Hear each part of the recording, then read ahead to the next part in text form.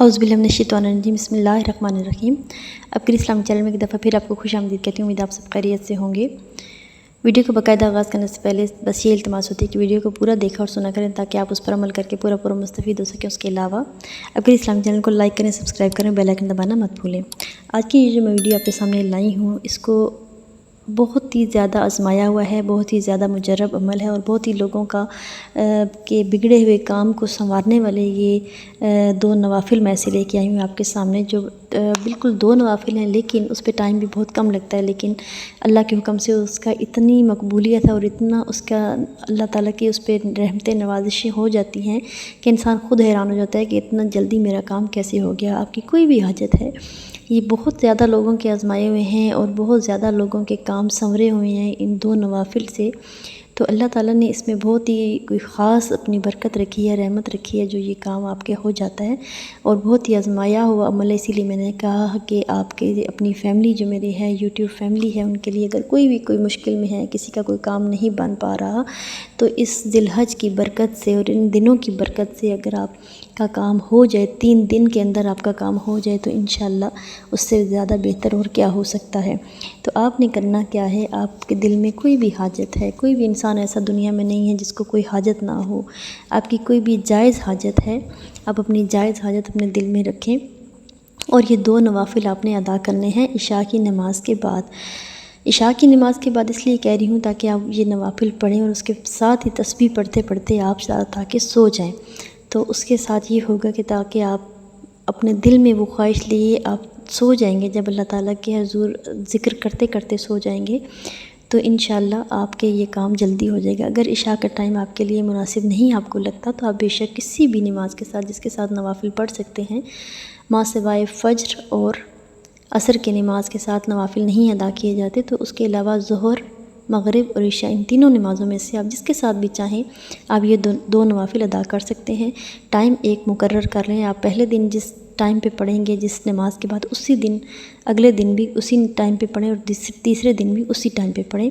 تو زیادہ اچھا ہوگا۔ اس کے علاوہ باوضو ہو کہ جیسا کہ میں آپ کو بتا رہی ہوں کسی بھی نماز کے ساتھ پڑھنا، تو ظاہری سی بات ہے آپ باوضو ہوں گے، باوضو حالت میں آپ نے یہ 2 نوافل ادا کرنے ہیں۔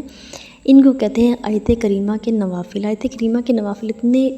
پاورفل ہیں کہ آپ خود ان کی برکتوں سے حیران ہو جائیں گے کہ ان کی کتنی طاقت ہے اور کتنی پاور ہے۔ جیسا کہ آپ جانتے ہیں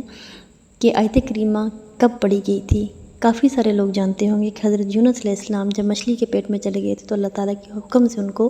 یہ کہا گیا تھا کہ آپ آیت کریمہ پڑھیں، تو انہوں نے آیت کریمہ اتنی پڑھی کہ اللہ تعالیٰ کے حکم سے مچھلی کے پیٹ میں سے خود بخود مچھلی نے ان کو باہر اگل دیا اس آیت کریمہ کی برکت سے۔ تو آپ خود سوچیں کہ اس کی کتنی برکت ہوگی۔ اس جو بھی ہمارے نبیوں پیغمبروں پر یہ مصیبتیں آئیں، اس میں کوئی نہ کوئی ہمارے لیے اچھی مصلحت ہے، اسی لیے اللہ تعالیٰ نے ان کے ذریعے سے ہمیں یہ چیزیں سکھائی ہیں۔ تو ہمیں اس پر عمل کرنے کا صرف اور صرف یہی ہوتا ہے کہ آپ کو یقین ہونا چاہیے کہ آپ کا یہ کام انشاءاللہ اللہ تعالیٰ سنوار دیں گے۔ تو یہ 2 نفل آپ نے ادا کرنے ہیں۔ کسی بھی نماز کے بعد آپ نے 2 نفل نیت کرنی ہے حاجت کی، اور حاجت میں آپ نے عام جیسے آپ نوافل ادا کرتے ہیں اسی طرح کرنے ہیں، لیکن جب آپ سجدہ میں جائیں گے تو سجدے کی حالت میں آپ نے سبحان ربی اعلیٰ کے بعد آپ نے 40 مرتبہ آیت کریمہ پڑھنی ہے سجدے کی حالت میں، پھر سیدھا بیٹھنا ہے اور پھر دوبارہ سجدے میں جانا ہے، تو پھر اسی طرح آپ نے سبحان ربی اعلیٰ 3 دفعہ پڑھنے کے بعد آپ نے 40 مرتبہ آپ نے آیت کریمہ پڑھنی ہے۔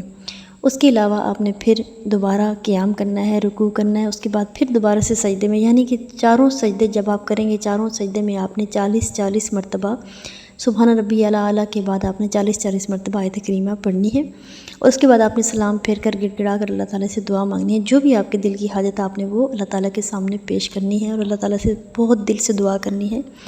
اپنے نوافل ادا کرنے کے بعد آپ نے 300 مرتبہ وہاں سے، بے شک آپ جانماز پہ ہی بیٹھ کر پڑھ لیں یا ویسے اٹھ جائیں جانماز سے اور آپ ویسے بھی پڑھ سکتے ہیں، 300 مرتبہ آپ نے آیت کریمہ دوبارہ سے پڑھنی ہے اور اس کے بعد دوبارہ اللہ تعالیٰ سے دعا کرنی ہے اور اپنی حاجت اللہ تعالیٰ کے سامنے رکھنی ہے۔ انشاءاللہ اللہ تعالیٰ کے حکم سے آپ کو 3 دن کے اندر آپ کے اللہ تعالیٰ فیصلے فرما دیں گے۔ اللہ تعالیٰ آپ کی جو بھی حاجت ہوگی، الغرض صرف یہ کہ آپ کی حاجت جائز ہونی چاہیے، ناجائز حاجت نہیں ہونی چاہیے، کسی کے برا نہیں ہونا چاہیے، اچھے کے لیے اگر آپ کریں گے تو انشاءاللہ اللہ تعالیٰ آپ کا ساتھ ضرور دیں گے اور آپ کے ساتھ اچھا ہی ہوگا۔ تو آپ نے یہ اس طرح نوافل ادا کر کے 300 مرتبہ آپ نے ویسے تسبیحات پڑھنی ہے، 300 دفعہ پڑھ کے آیت کریمہ اللہ سے دعا کریں، انشاءاللہ آپ کی جو بھی کوئی جائز حاجت ہوگی انشاءاللہ اللہ تعالیٰ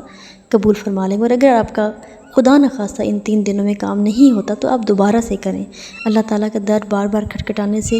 کوئی بھی کسی کے گھر کے پہ دستک دیں گے تو آپ کو بار بار کھٹکھٹانے سے وہ در کھل جاتا ہے، وہ دستک دینے سے وہ کمرہ یا دروازہ کھل جاتا ہے۔ اسی طرح اللہ کے در پہ بھی اگر آپ بار بار دستک دیں گے تو انشاءاللہ اللہ تعالیٰ اپنا در کھولیں گے اور آپ کی حاجت قبول کر لیں گے۔ اپنی اسلامی چینل کو لائک کریں، سبسکرائب کریں، بیل آئیکن دبانا مت بھولیں۔ دعاؤں میں بہن کو یاد رکھیں۔ اللہ حافظ۔